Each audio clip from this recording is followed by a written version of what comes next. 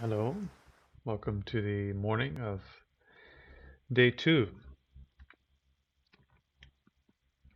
So, hopefully, you've taken your vows for today, and if you have, again, it's important to bear in mind you're taking these vows to countless Buddhas and Bodhisattvas, and for the sake of every single sentient being in reality.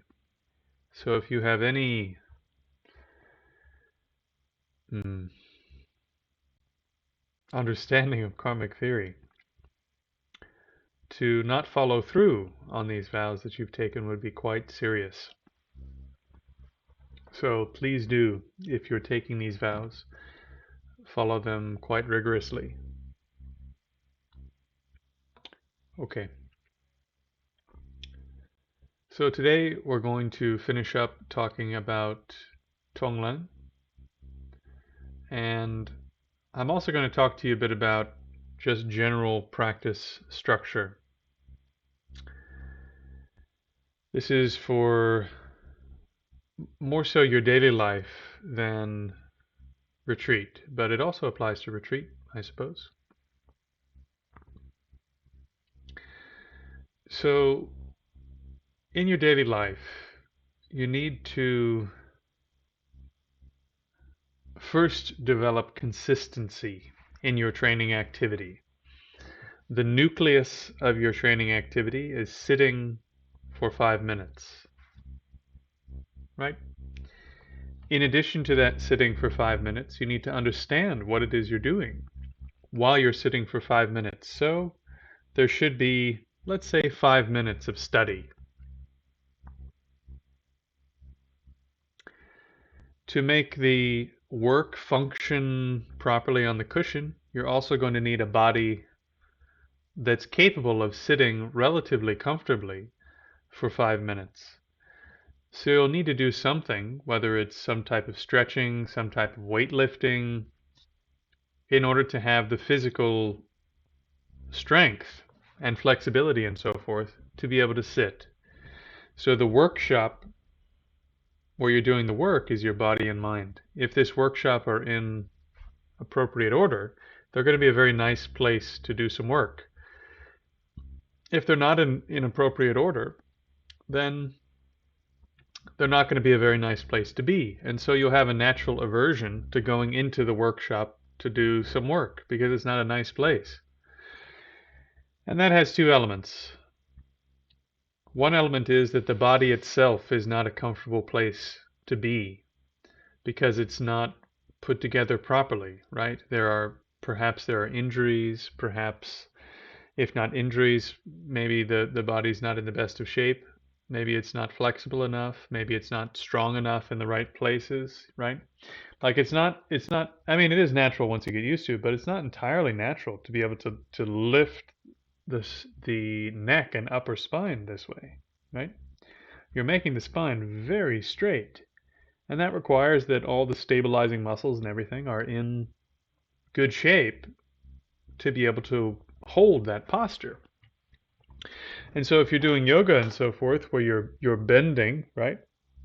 And these muscles have to get a workout in the appropriate stretched position. Well, now this workshop is becoming a better place to later sit with a straight spine.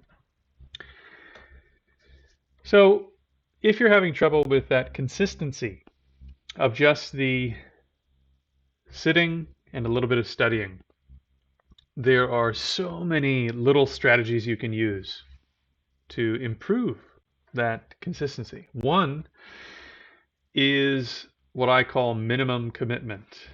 So naturally, your day is going to go up and down, your practice is going to go up and down, your mood is going to go up and down, and so therefore your inclination to do your training will go up and down. So minimum commitment is a promise you're making yourself that no matter what happens, even if it's your last day on earth and you're in terrible pain, that, for example, you will just sit up in the best posture you can and follow your breath for one breath. In, out. Done. And if it's there, you will read one line of text.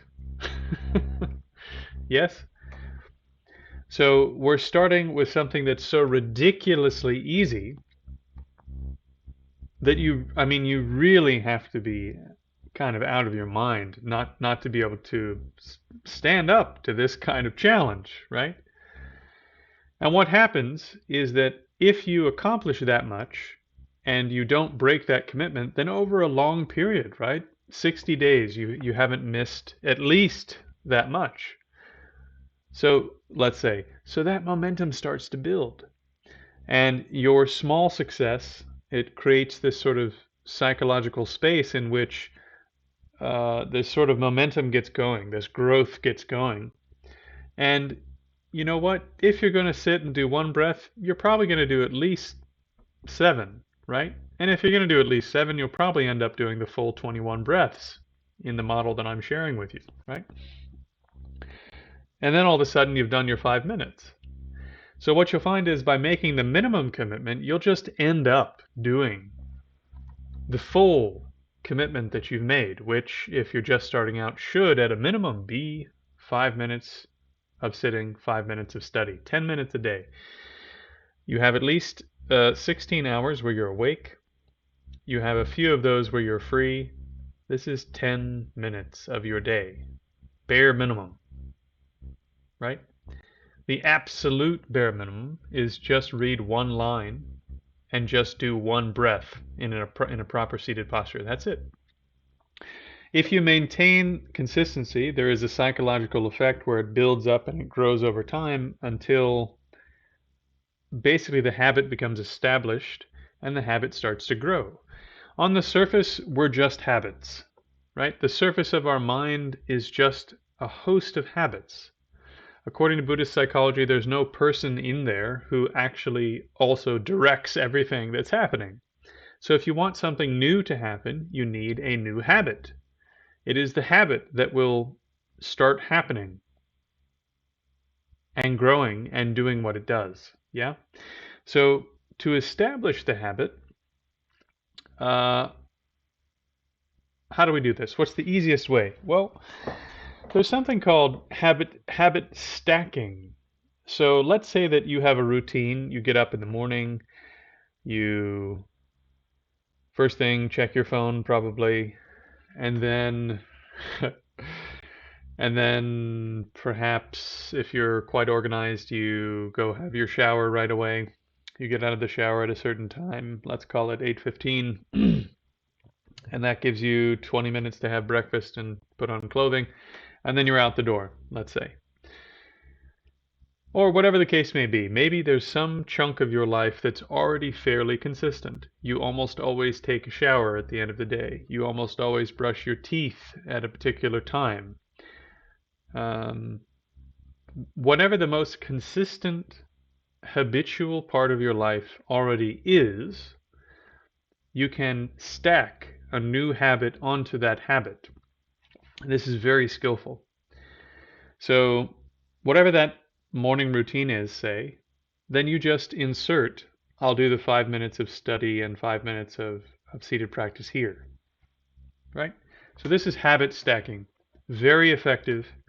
And then once you have that 5 minute study, 5 minute seated work established, then you stack another habit. Well, I'm also going to do 5 minutes of rumination meditation, working on the antidote to my main problem, whatever the main problem is I'm working on in real life. And then maybe you stack another habit. Also I'm going to do some standing work because my seated work is going well, so I'm going to do some standing work to bridge into my daily life. And then maybe that's going well, and so on and so forth.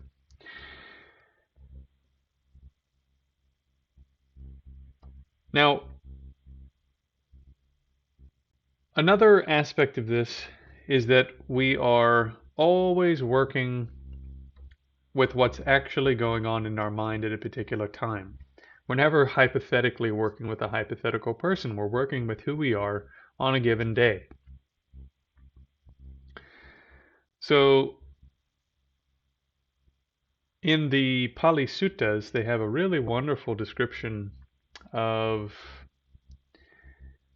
this is in the notes for the course, but a wonderful description of tuning an instrument. And you turn it one way and the string gets tighter. You turn it the other way, the string gets looser, for those of you who haven't ever tuned an instrument. In order for a guitar, for example, to produce a beautiful sound on a particular string, it can't be too tight and it can't be too loose. If it's 100% tight, it'll break as soon as you pluck it once. If it's too loose, it just flops around or it doesn't make the right sound. When it's just the right amount of tightness, when it's under the right amount of pressure, now it produces this wonderful, harmonious sound. In exactly the same way, what we're aiming for once we have the established habit, right? We have 5 minutes seated, 5 minutes study, whatever it is. As our capability grows, right now that's probably our capability level, right? Which is, we are where we are. But as our capabilities grow, we want to always be riding the line between 70 and 80% effort. I already talked about this in the previous session. But you're always riding the line 70 to 80% effort during your normal daily activities. Why is this? Well, if you were eating a bowl of ice cream and you really wanted to have a huge giant bowl and instead you had one bite, what do you want to do? You want to go back and have your next bite. Well, what if you had half a bowl, but you wanted a full bowl? Well, you're going to really want to go back and get that other half a bowl. So in exactly the same way, if you keep the effort of your practice in that sweet spot where you go, wow, in general, I feel like I'm making progress. I can see some movement going on. But I feel like I could be doing a little more.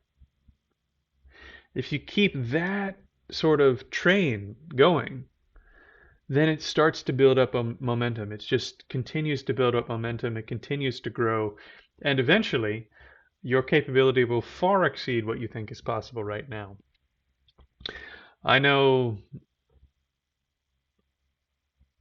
as I've mentioned before, I know of at least one person who started with 5 minutes twice a day, and their capability now just far exceeds that, hours a day. And then bridging activities, huge numbers of bridging activities. This type of organizational strategy really works well to take a habit that's already been established and cause it to grow, right? To take something that has a little tiny bit of momentum and slowly add momentum until it's really moving. Another psychological technique that can be used if you're trying to go from sort of a certain level of capability to another level is you can take a habit that you've already established, the 5 minutes of sitting a day, and then you go, okay, I want to be able to sit for 2 sessions a day. The 1 session's very stable now. Haven't missed that in quite a long time. Now I want to get to 2 sessions. Great. So one technique in the Taoist tradition and sort of in a lot of Chinese culture in general, it's called the bamboo technique. You take a chunk of time and you say, for this chunk, as you know, bamboo, when it grows it has these hollow pieces, right? And these hollow pieces have a divider in between, and then another one grows, and then there's a divider, and then another one grows. And so like this, you take your time and you divide it off, and you say, for the next 14 days, I'm going to do 2 sessions a day. I'm going to do the first one at this time, the second one at that time, or around that time, right? Because real life happens. And then maybe you say, okay, I did well on that. Now I'm going to do 30 days. Okay, got through that. Okay, now I'm going to do 100 days. Great. Okay, I got through that. Okay, for the next year, I'm not going to miss a session. 2 sessions a day. And so like this, you can also start to stack the ability to create new stacks of habits. Is this making sense? Through the bamboo technique, you can take something that you're already doing and then stack something else on top of it and create a chunk where basically you can psychologically win at that activity. Yeah? So having created that, you then stack another one that's a little bit more time, a little bit more challenge, right? Well, I got the 2 weeks, I'm going to do a month. Oh, well, I got the month, I'm going to do 100 days. I got the 100 days, I'm going to do a year. And so you grow this capability through these sort of little personal commitments that you make to yourself.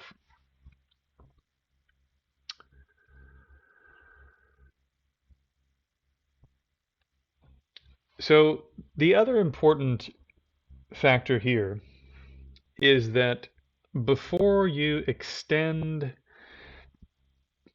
the duration of any type of training method that you're using, you want to establish a high level of quality in the current duration of training. Yes? So next, in regards to training in concentration in particular, it's extremely important that you focus on quality and not quantity in a single session.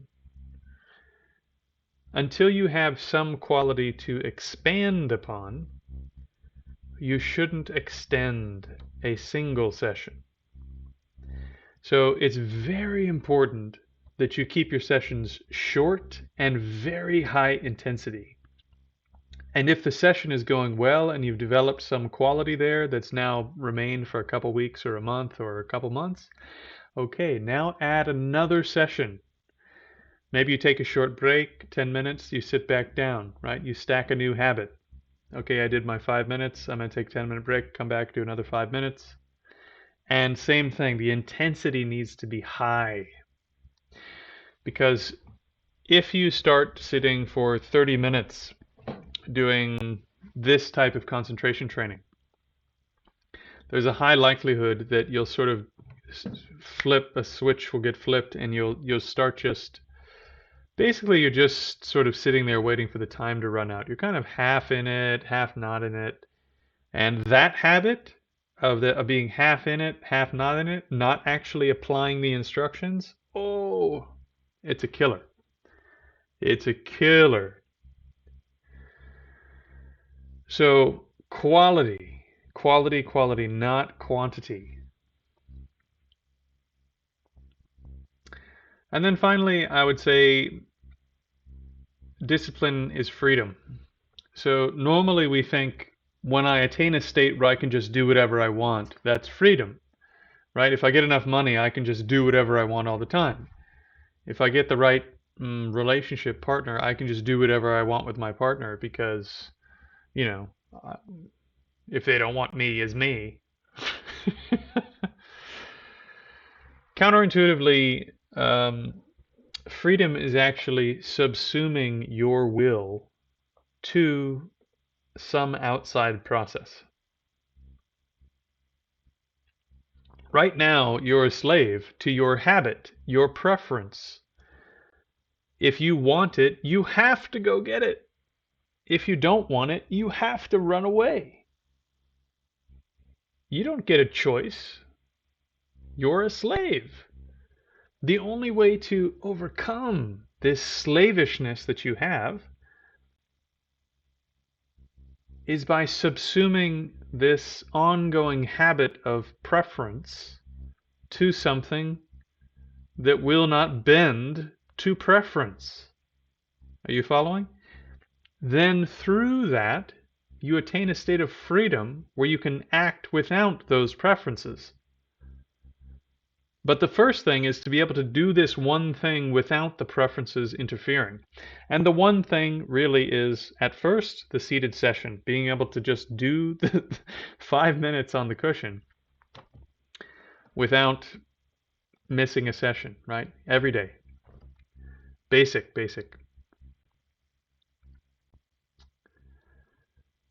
Also, ethics. Right now, we just chase whatever we want. We chase the things that we want. And usually, if we don't do something that we want to, it's because we're afraid we're going to lose something else that we want, right? So, you know, I'm sure there are some of you who have been in a relationship before and an opportunity presented itself to be unfaithful. And if you search your memory, probably what stopped you at that time wasn't that you have some noble, virtuous seed inside you. It was that you were afraid that your partner might find out, and then you'd lose your partner, who's this nice, consistent, right? So normally we're just entirely bound up with preference. But once you subsume your ego to an ethical sort of moral guideline system, now you can't just freely, your mind can't just freely chase these preferences. And it's not doing it just because, oh, I get something good if I avoid this. And in particular, I get something good in this life if I avoid this. Next life, you're going to get something good for doing good things. And it's okay to think about that. Eventually, you will also drop that concern as well, but in the beginning, it's good to think about that actually. It's very good. Because that's going to stop you from doing a lot of bad things, and it'll motivate you to do a lot of good things, and that will lead to further capabilities where eventually you don't need to think that way anymore. You just do things that are good. So in brief, those are my recommendations in terms of establishing your work on the cushion and slowly growing it until it's a much bigger part of your life, and eventually gaining realization. In other words, gaining a state in which the work you do on the cushion is just how you are all the time, right? That's what a realization is. It means that you've done some work over here, and now that's just how you are. You went to the gym and you worked out really hard and you ate right, and now you're just fit. You're just physically fit everywhere you go. You don't have to think about it. You don't have to, at that time, you don't have to do anything. You're just a fit person now. So, in exactly the same way, you cultivate these mental qualities, and eventually, that's just how you are. You're not trying to do anything. When you focus on something, it's just this laser like, incredible focus you spent years working on over here on the cushion, right? Okay, so now, notes. This is a wonderful resource, Study Buddhism by the Berzin Archives. I'd also recommend anything from the Lama Yeshe Wisdom Archive, which is through FPMT, Foundation for the Preservation of the Mahayana Tradition, and Lama Zopa Rinpoche's teachings. Really wonderful. This is one of Lama Zopa's favorite teachings. He talks about it a lot, and I received teachings on this from, at least Geshe Namdak through FPMT. I'm trying to remember if I received it from some other people. I certainly talked about it with Mr. Whitfield, although not at tremendous depth. I think I also spoke about this with Geshe Dakpa Tokyal as well. In any case, we're going to continue from yesterday's discussion right now. So yesterday we spoke about equalizing friend, enemy, and stranger. So this will provide you with a basis of equanimity that you need to really make this more profound type of work function. Without that other type of work, this won't function. You know, this will be sort of an imaginative exercise. It should be noted that I do know of at least one person who spent about 4 years training in just equanimity. Just the equanimity portion, just equalizing friend, enemy, and stranger. So this is not a trivial exercise. This is extremely difficult. The exercise we spoke about yesterday, very, very difficult, take you a long time. You need to work on it again, again, and again, every day for years until it starts to bear some fruit. And uh, then you can start layering on the loving kindness. You can start layering on the compassion because you have a real foundation to do that work. So without further ado, the equanimity that's spoken about in giving and taking is usually the equanimity of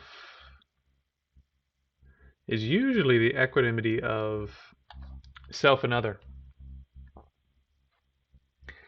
So yesterday we talked about friend, enemy, and stranger being equal. You apply much of the same reasoning to you and others being equal. But you can also apply additional pieces of reasoning, right? So not only do me and you have the same desire for happiness and desire for freedom from suffering, exactly the same. Not only do you and I have human bodies, the senses, skin, bones, blood, phlegm, sweat glands, sweat, hair, all the 32 things mentioned in the Pali Sutras. But we are on a different footing in this one critical way. We're on a different footing because if I were counting the number of self beings in reality is one. I'm the only me. But the number of other beings in reality is limitless. Unlimited. Uncountable. And so when I do the math, whose desire for happiness is more important? One or unlimited? The math is very easy. Whose desire to be free from suffering has more weight?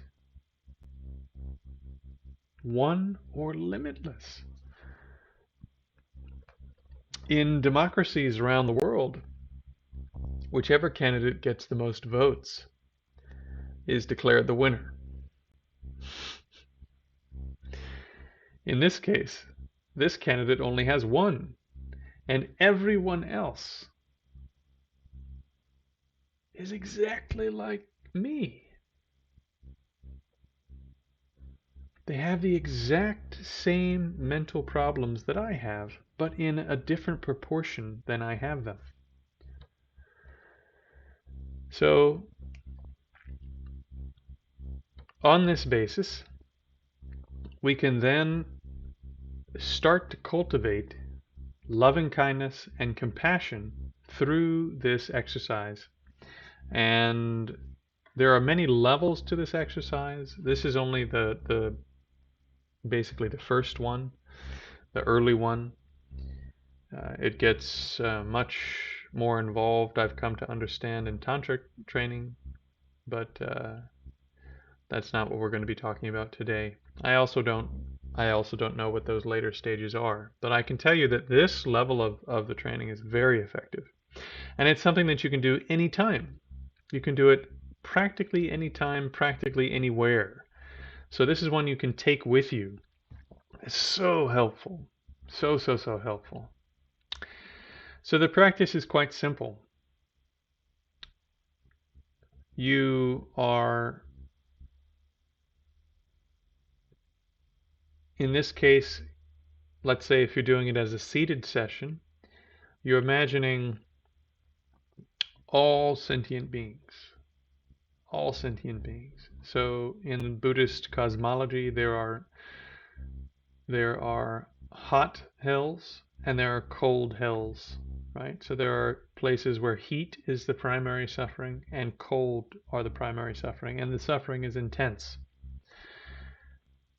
And sort of above that, there are the hungry ghost realms. And so here, what dominates is attachment, the exaggeration of the positive qualities of various objects. And so these beings' bodies are twisted in various ways according to the type of attachment that was dominating them um, during some previous life. And so often these realms are characterized by things like hunger and thirst. So due to extreme attachment during their life to really, various types of food or drink or whatever, that may have also led them to perform negative actions like stealing or what have you. Now they're born in a condition where they can't get those things. They're separated from those things, but those things appear and they're just out of reach, or they can get them to their mouth, but then they just fall apart in their mouth or turn into some disgusting substance in their mouth, whatever the case may be, right? So very, very, it's like a nightmare that doesn't end. All of these lower sort of realms below the human realm are like these nightmares that don't end.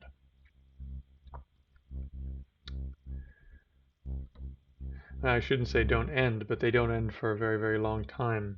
The beings that are reborn there generally live very, very long lives. Or if they die quickly, they're reborn in exactly the same place. So from their perspective, it's basically like they've lived there a very, very long time without being able to leave. So above this, there's the animal realm, right, which is something we're much more familiar with. The primary suffering there is that animals, with very few exceptions, cannot be taught what is good to adopt and what is good to abandon. So their ability to progress out of their current condition is extremely limited. And unfortunately, animals also engage in non-virtue almost continuously. They have exactly the same mental stuff going on that we do. They have arrogance, they have attachment, they have aversion, they have jealousy, they have ignorance, of course. And so every time they're acting out of one of these negative minds, they're accumulating negative karma. So animal realm beings are usually on a flow chart down to even lower realms. While they're alive, they experience fear almost continuously because everything is trying to maim them or make them sick or kill them. And they get maimed and poisoned and killed and beaten in like horrible ways by each other and by human beings. So among human beings, there are all sorts of sufferings. It's very painful for an infant to go through the birth canal. The fluid inside the uterus is if you look up some information on women giving birth, oftentimes there are, like a baby in the womb, sometimes their digestive system will kick on before they're born, and so the womb itself is filled with feces and urine. So, sometimes they're in these very disgusting substances for a long period of time, and they're very cramped and they're not comfortable. That's why they're kicking and stuff. Part of why, at least. So it begins there. Almost all babies are born crying, right? Because they're not comfortable.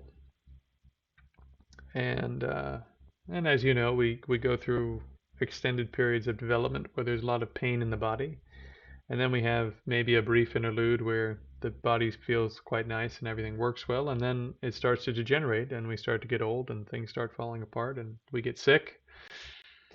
We lose a lot of things we like and we have to encounter a lot of things we don't like. And we feel lonely.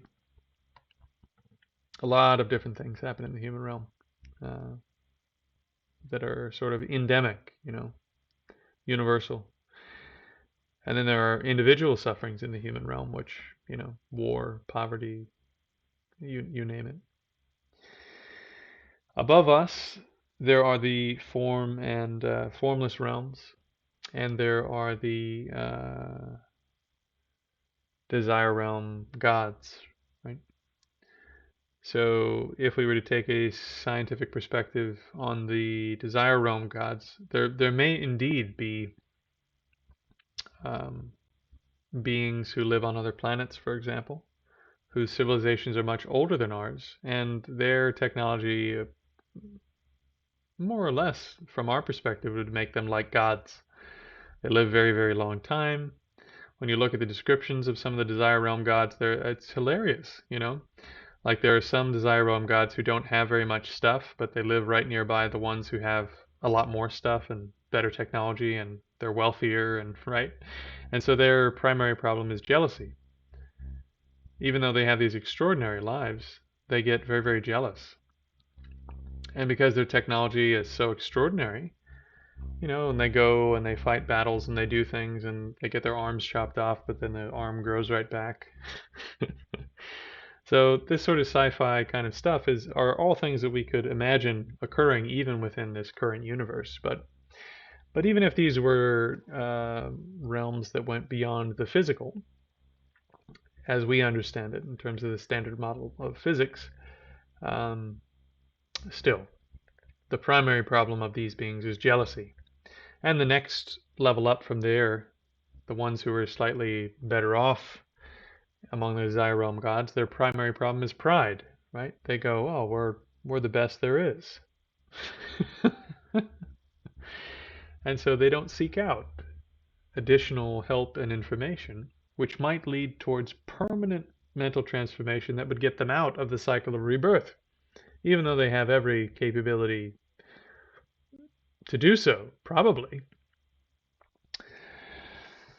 Next up is the form realm gods, is above that, and this is a state of basically resulting from training in samadhi, training in the four jhanas, right? So where you're focused upon something that has a physical form or a visualized mental form, a shape and a color, basically.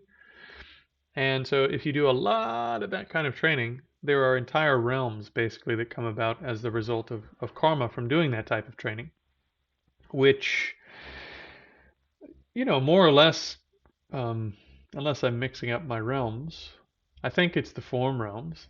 I mean, they more or less sound like kind of like the Christian heaven, Like you imagine a mansion, or you just think, oh, I wish I had a mansion, and boom, it's just there. And you go, it'd be wonderful if there was 10,000-year-old olive trees next to my mansion, and bang, they're there.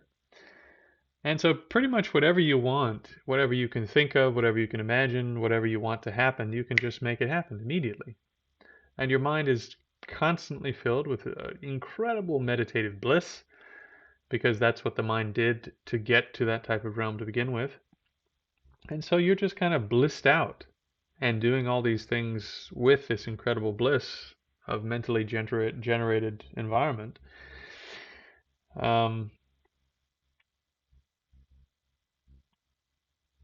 But even in those realms, eventually you grow old, and because you have clairvoyance from doing meditative practice, you see where you're going to be reborn, and it's not going to be as good as where you are, for sure. Because living in those realms, it's like, oh, I don't know what the human equivalent is, but it's like living on permanent vacation, It's like you move to a hotel room in Hawaii where everything's taken care of. You get the best sushi in the world. There are people dancing in flower garlands, and it's just incredible. But it's expensive. When you get home, you're going to be poor.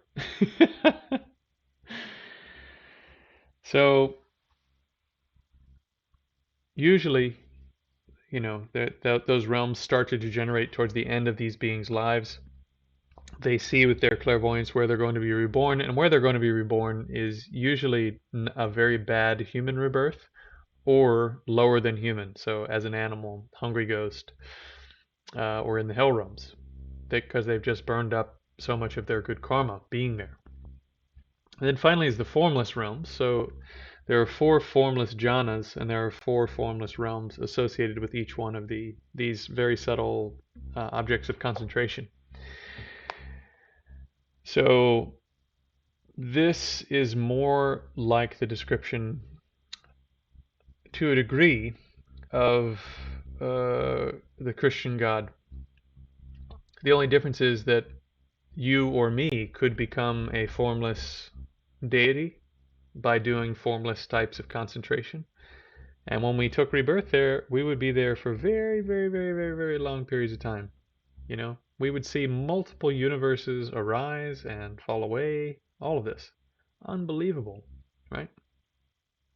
In the time that we were staying in those realms.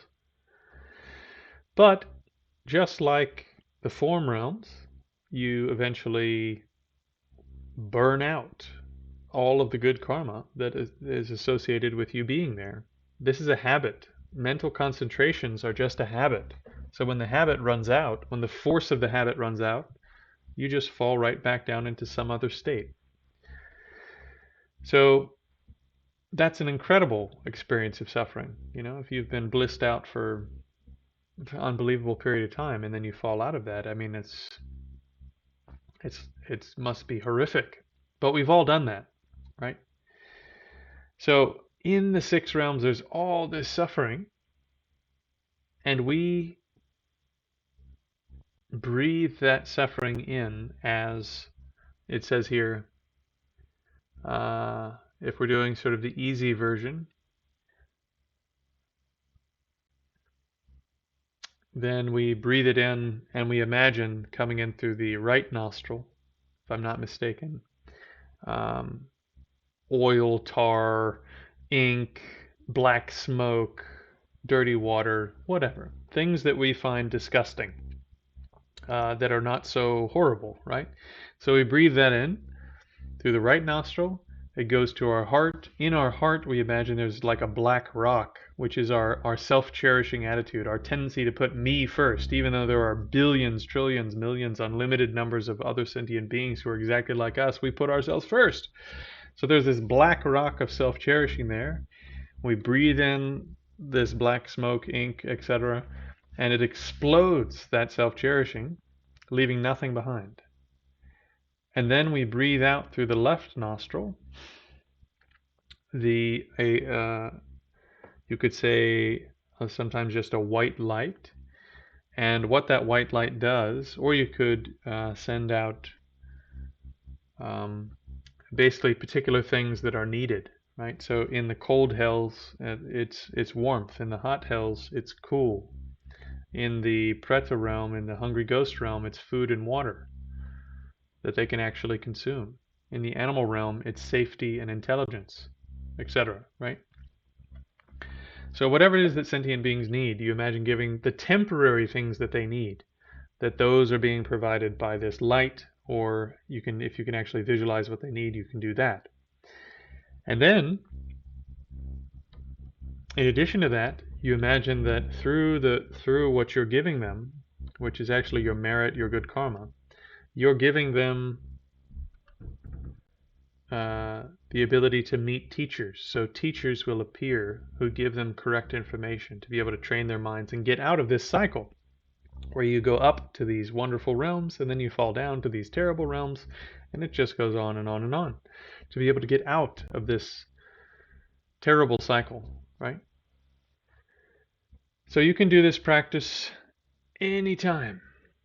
Anytime. When you're on the bus and you see someone next to you and there's something horrible there, you know, maybe they're on drugs and they've passed out on the bus, or they're covered in their own filth in some way.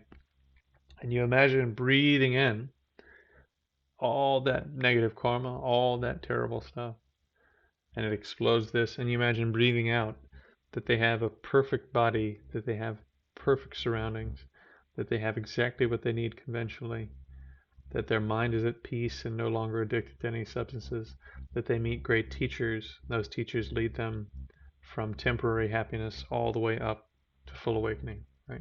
So you can do this in a flash, almost anywhere. Very profound practice.